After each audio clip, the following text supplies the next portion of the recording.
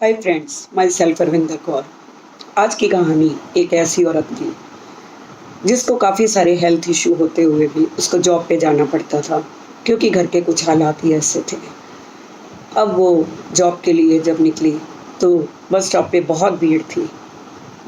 थोड़ी सी वो मायूस हो गई, लेकिन थोड़ी देर बाद जब बस आई तो वो चढ़ गई और वहाँ पर जाके भी उसने देखा बस में कोई सीट खाली नहीं थी और वो चुपचाप खड़ी हो गई।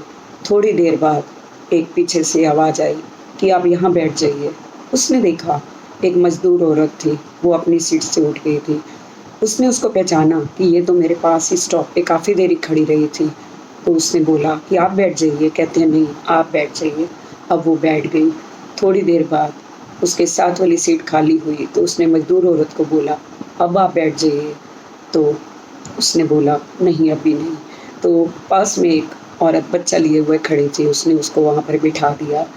कुछ देर बाद वो बच्चा लिए औरत भी उठ गई और नीचे उतर गई।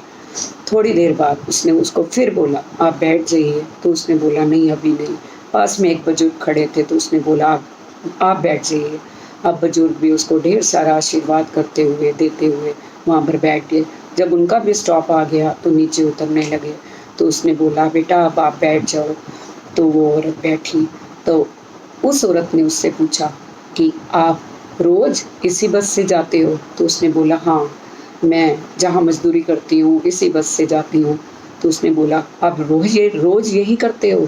तो कहते हैं हाँ, मैं रोज़ यही करती हूँ। मैं अपनी सीट तब तक नहीं बैठती जब तक कोई ज़रूरतमंद ना खड़ा हो। जब ज़रूरतमंद को मैं सब सीट बारी-बारी देती रहती हूँ, जब खाली होती है तब मैं लेती हूँ।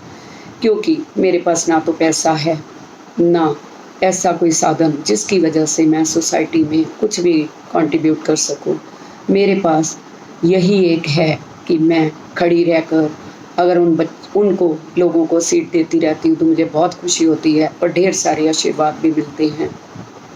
इस तरह उस औरत को देखते हुए हम यही सोचते हैं कि ज़िंदगी में अगर हमें कुछ भी मिला है, चाहे वो खुशियाँ हैं, चाहे वो पैसा है, चाहे वो किसी तरह से भी है, वो हमेशा सब में बाँटते चले जाओ। क्योंकि जब आप सबको देते हो तो भगवान किसी भी रूप में आकर अगर वो सामने से दिखता है तो उसका आपको फल ज़रूर मिलता है। चाहे वो पैसे से हो, चाहे वो खुशी से हो, चाहे वो ज्ञान से हो, किसी तरह से आप अगर सोसाइटी में गरीब लोगों को कुछ कंट्रीब्यूट कर सकते हैं तो करते रहें। इसी तरह खुशियाँ बाँटते रहें। Thank you so much.